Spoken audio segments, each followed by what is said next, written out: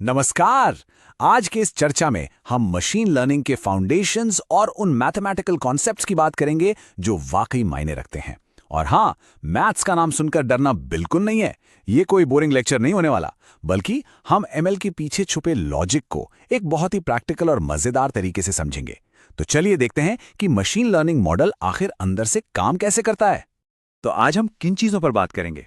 सबसे पहले एमएल का व्याकरण, फिर ढलान से नीचे उतरना यानी ग्रेडियंट डिसेंट, उसके बाद ओवरफिटिंग का सबसे बड़ा खतरा, फिर देखेंगे ऑनेस्ट साइकिट लर्न टेस्टिंग और आखिर में क्लासिफिकेशन बनाम रिग्रेशन।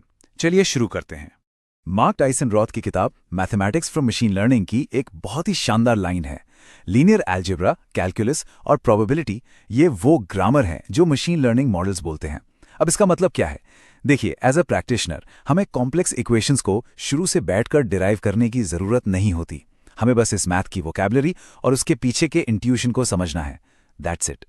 तो चलिए आगे बढ़ते हैं और बात करते हैं एमएल के इस ग्रामर की, यानी वेक्टर्स और मैट्रिसेस के बारे में।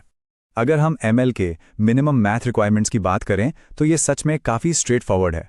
सबसे पहले आते हैं फैक्टर्स। वेक्टर्स दरअसल स्पेस में नंबर्स की एक लिस्ट को रिप्रेजेंट करता है। फिर आते हैं हमारे डेटा पॉइंट्स, जो इस मल्टी डायमेंशनल फीचर स्पेस में एक कोऑर्डिनेट की तरह काम करते हैं। और सबसे ज़रूरी चीज़, मैट्रिसेस। जब एक डेटा मैट्रिक्स को हम वेट मैट्रिक्स से मल्टीप्लाई करते हैं ना, तो बेसिकली यही मल्टीप्लिकेशन लीनियर रिग्रेशन और न्यूरल नेटवर्क जैसी चीज़ों का कोर इंजन बन जाता है। अब इस एब्स्ट्रैक्ट मैथ को थोड़ा रियल वर्ल्ड में विजुअलाइज करते हैं। मान लीजिए हमारे पास एक डेटा सेट है जिसमें एक घर को उसके स्क्वायर फुटेज और बेडरूम्स की गिनती से डिफाइन किया गया है। तो टेक्निकल टर्म्स में ये घर उस मल्टी डायमेंशनल फीचर स्पेस में सिर्फ एक वेक्टर है, एक कोऑर्डिनेट सिस्टम जहां हर दिशा यानी हर डायरेक्शन एक अलग फीचर को दिखाती है ना? कितना सिंपल। अब आते हैं हमारे अगले कॉन्सेप्ट पर, जिसे हम कह सकते हैं वॉकिंग डाउन द हिल, यानी ग्रेडियंट्स। मशीन लर्निंग में ग्रेडियंट डिसेंट को समझना बेहद जरूरी है। ग्रेडियंट दरअसल किसी भी फंक्शन के सबसे तेजी से बढ़ने की दिशा यानी स्टीपेस्ट असेंट को बताता है। तो फिर ग्रेडियंट डिसेंट क्या हुआ? इसका सीधा सा मतलब है अपने मॉडल को ट्रेन करने के लिए उस स्टीपेस्ट असेंट की उल्टी दिशा में यानी ढलान की तरफ एक छोटा सा स्टेप लेना। हम इसमें से सब्ट्रैक्ट करते हैं ताकि हमारा एरर कम से कम हो सके। इसको एक बहुत ही खूबसूरत मेटाफर से समझाया जा सकता है, तब तक नीचे की ओर चलते रहें जब तक आगे बढ़ना संभव ना हो। जरा सोचिए, हमारा लॉस फंक्शन एक पहाड़ी की तरह है और मॉडल की ट्रेनिंग उस पहाड़ी से नीचे उतरने का एक सफर है।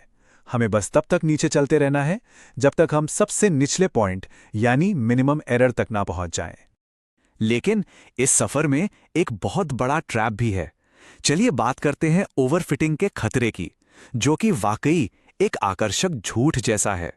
जरा एक पल के लिए इस बारे में सोचिए, क्या होगा अगर हमारा मॉडल अपने ट्रेनिंग डेटा को बिल्कुल परफेक्टली याद कर ले, यानी पूरा का पूरा रटा मार ले।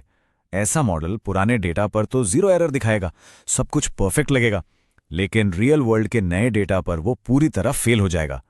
बस यही ओवरफिटिंग का सबसे बड़ा जाल है। इसको मिलर और ग्वेडो के बोट बायर ट्रैप एग्जाम्पल से बहुत अच्छे से समझा जा सकता है। अगर एक मॉडल ने अपने हर पिछले कस्टमर की डिटेल को परफेक्टली मेमोराइज कर लिया है, तो ट्रेनिंग डेटा पर तो एक्यूरेसी कमाल की आएगी, लेकिन जैसे ही कोई नया कस्टमर आएगा जिसे मॉडल ने पहले कभी नहीं देखा, उसकी प्रिडिक्शन बिल्कुल बेकार साबित होगी। तो ट्रेनिंग एक्यूरेसी सच में एक सिडक्टिव लाय, एक आकर्षक झूठ हो सकती है अगर मॉडल नए डेटा पर जनरलाइज ना कर पाए। तो फिर इस झूठ से बचा कैसे जाए? यहां एंट्री होती है ऑनेस्ट साइकिट लर्न टेस्टिंग की, और इसका सबसे बड़ा रूल है 80-20 का नियम। ये रेशो वाकई बहुत इंपॉर्टेंट है, 80 और 20। किसी भी मॉडल को ट्रेन करने से पहले एक स्ट्रिक्ट रूल फॉलो करना होता है कि डेटा को स्प्लिट किया जाए। 80% यानी 80% डेटा सिर्फ और सिर्फ ट्रेनिंग के लिए रखा जाता है और बाकी का 20% डेटा को पूरी तरह छुपा कर रखा जाता है, स्ट्रिक्टली सिर्फ टेस्टिंग के लिए। इसे ट्रेनिंग के दौरान कभी नहीं देखा जाता। साइकिट लर्न में इसका एग्जैक्ट वर्कफ्लो एकदम सिंपल और स्ट्रेट फॉरवर्ड 3 स्टेप्स का प्रोसेस है। स्टेप 1, डेटा को स्प्लिट करना। स्टेप 2, मॉडल को ट्रेनिंग सेट पर फिट करना। और स्टेप 3, मॉडल को होल्ड आउट टेस्ट सेट पर स्कोर करना। यही एक यूनिवर्सल स्टैंडर्ड तरीका है। और इस पूरे प्रोसेस का सबसे बड़ा टेक अवे क्या है? वो ये कि टेस्ट सेट पर आने वाला स्कोर ही मॉडल का सच्चा और ऑनेस्ट नंबर होता है। किसी भी मॉडल पर काम शुरू करने से पहले डेटा को स्प्लिट करना ही इस ओवरफिटिंग की झूठी एक्यूरेसी से बचने का इकलौता गारंटीड तरीका है, वरना हम खुद को ही धोखा दे रहे होते हैं। अब बढ़ते हैं अपने आखिरी हिस्से की तरफ, जो है क्लासिफिकेशन बनाम रिग्रेशन। देखते हैं कि इन ML टास्क्स को कैसे ऑर्गेनाइज किया जाता है। म्यूलर ने इन दोनों के बीच का डिफरेंस बहुत ही क्लियर रखा है। एक सिंपल सा रूल है, बस ये देखना है कि आउटपुट में कंटिन्यूटी है या नहीं। जैसे अगर हम घरों की कीमत प्रेडिक्ट कर रहे हैं तो 40,000 और 40,001 लगभग एक ही जैसे नंबर हैं। ये एक कंटिन्यूअस आउटपुट है जिसे हम रिग्रेशन कहते हैं। लेकिन अगर हमें ये पता लगाना है कि कोई रिव्यू इंग्लिश में है या फ्रेंच में, तो यहां कोई बीच का रास्ता नहीं है। ये बिल्कुल अलग डिस्क्रीट कैटेगरीज हैं और इस टास्क को क्लासिफिकेशन कहते हैं। ये टेबल दिखाता है कि टास्क के बदलते ही हमारी मैट्रिक्स कैसे पूरी तरह बदल जाती हैं। रिग्रेशन टास्क्स में जहां आउटपुट कंटीन्यूअस होती है, वहां RMSE यानी रूट मीन स्क्वायर एरर जैसी मैट्रिक्स का इस्तेमाल होता है। वहीं दूसरी तरफ क्लासिफिकेशन टास्क्स में जो डिस्क्रीट होते हैं, वहां हम F1 स्कोर, एक्यूरेसी या प्रिसिजन का यूज करते हैं। मैट्रिक हमेशा प्रॉब्लम के नेचर के हिसाब से चुनी जाती है। अब चर्चा को खत्म करने से पहले एक गहरे सवाल पर गौर करते हैं।